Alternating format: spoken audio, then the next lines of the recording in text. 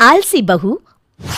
एक गांव में जयसी नाम के एक जमींदार रहते थे, जिनके 5 बेटे और एक बेटी थी।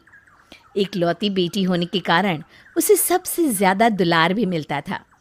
जमींदार की बेटी ज्योति अपने पिता के इस दुलार की वजह से जिद्दी, गुस्सैल और आलसी हो गई थी। एक दिन जमींदार की पत्नी सुधा ने उनसे कहा, अजी, बेटी तो पराया धन होती है, तुम इसे इतना सिर ना चढ़ाओ, शादी के बाद कैसे निभाएगी। तब जमींदार ने कहा, तुम चिंता मत करो, मैं इसके ससुराल कहीं ना कर भिजवा दूंगा।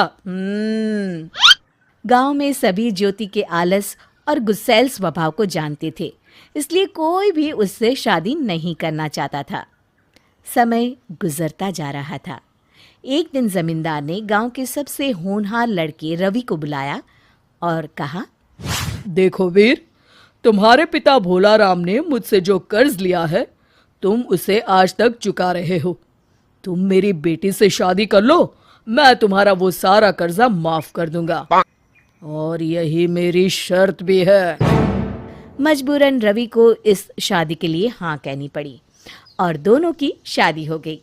लेकिन शादी के बाद भी ससुराल में भी ज्योति का व्यवहार नहीं बदला। अब तो वो पति के साथ ससुर को भी फटकार लगा देती थी और कोई उससे जमींदार के डर की वजह से कुछ नहीं कह पाता था। लेकिन अब रवि से ज्योति की ये हरकतें देखी नहीं जा रही थी। उसने ज्योति को सबक सिखाने का एक उपाय निकाला। एक दिन ज्योति जब सोकर उठी तो उसे बहुत जोरों की भूख लगी थी। ज्योति ने कहा, अरे सबको सांप सूंघ गया है क्या? मुझे जोरों की भूख लगी है, कोई खाना लाओ। ज्योति, आज खाना तुम्हें बनाना है। ज्योति रुआंसी होकर कहने लगी, ना बाबा ना, इस कड़ाके की ठंड में मुझसे खाना वाना नहीं बनेगा। हाँ, अच्छा ठीक है, खाना मैं बना लूंगा, बस रसोई में तुम मेरी थोड़ी मदद कर देना।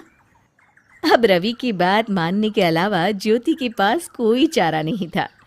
दोनों ने मिलकर खाना बनाया।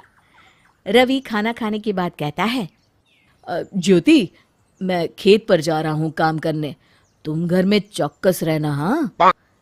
चौकस? वो क्यों? तुम्हें ये बात नहीं पता, लेकिन दिन में प्रेत यहाँ से गुजरते हैं और जो भी उनकी तरफ देखता है वो उसे नोच डालते हैं। ज्योति डर गई।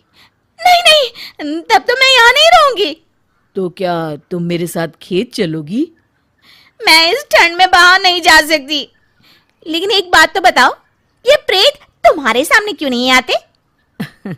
मेरे सामने भी आते हैं, पर जो उनकी तरफ देखता है या उनसे आंख मिलाता है, प्रेत उसी पर हावी हो जाते हैं। इसीलिए तो हम अपने दिन भर के काम में इतना व्यस्त रहते हैं ताकि उनकी तरफ देखने का समय ना मिले। अच्छा, अब मैं जा रहा हूँ। इतना कहकर रवि खेतों की ओर चल दिया। घर में खाली बैठी ज्योति को अब ये सोचकर डर लगने लगा। उसने सोचा, हे भगवान, अब मैं क्या करूं? यहाँ अकेले मुझे काम करते रहना चाहिए ताकि मेरा भी ध्यान प्रेत पर न जाए। अब बिना माँ के काम करना ज्योति की मजबूरी बन गई थी। वो डर से खाली भी नहीं बैठ सकती थी।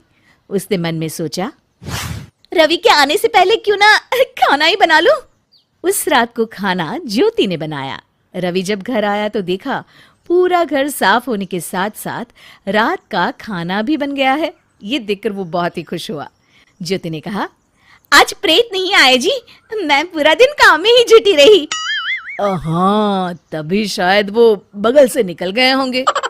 इसके बाद अब रोज ज्योति डर के मारे काम करने लगी और धीरे धीरे उसका स्वभाव बदल गया। 2 महीने निकल गए और एक दिन जमींदार अपनी पत्नी के संग अपनी बेटी ज्योति से मिलने आए। ज्योति को देख वो दंग रह गए। वो तो भाग भाग कर घर का सारा काम कर रही थी। उसके शरीर में बिल्कुल भी आलस नहीं था। माता पिता को देखकर ज्योति उनके गले से लिपट गई और बोली, पिताजी, यहाँ खाली मत बैठिए। माँ, आप भी ना यहाँ जल्दी से कुछ काम करिए, नहीं तो प्रेत आप दोनों को भी नुकसान पहुंचाएंगे। जमींदार को बेटी की बात माननी पड़ी और वो आंगन में रखे भूसे को घर में रखने लगे। शाम को जब रवि और उसके पिता खेत से लौटे तो दोनों अचंभित खड़े देखते रह गए। किसान ने जमींदार से क्षमा मांगी। मुझे तो कुछ समझ में नहीं आ रहा है। बेटा रवि, ये कैसा प्रेत, किस प्रेत की बात कर रही है ये? रवि ने जमींदार से सारी बातें बताई। पिताजी मुझे माफ करिएगा, लेकिन मैंने ज्योति के आलस को दूर करने के लिए ये प्रेत वाला झूठ बोला था, और भोली भाली ज्योति प्रेत वाली बात को सच मानकर खाली बैठने से डरने लगी और काम करने लग गई। अब देखिए ना, आपकी बेटी कितनी मेहनती और समझदार हो गई है। रवि की समझदारी और चालाकी से ज्योति के माता पिता बहुत खुश थे और सभी प्रेत वाली बात पर हंसने लगे।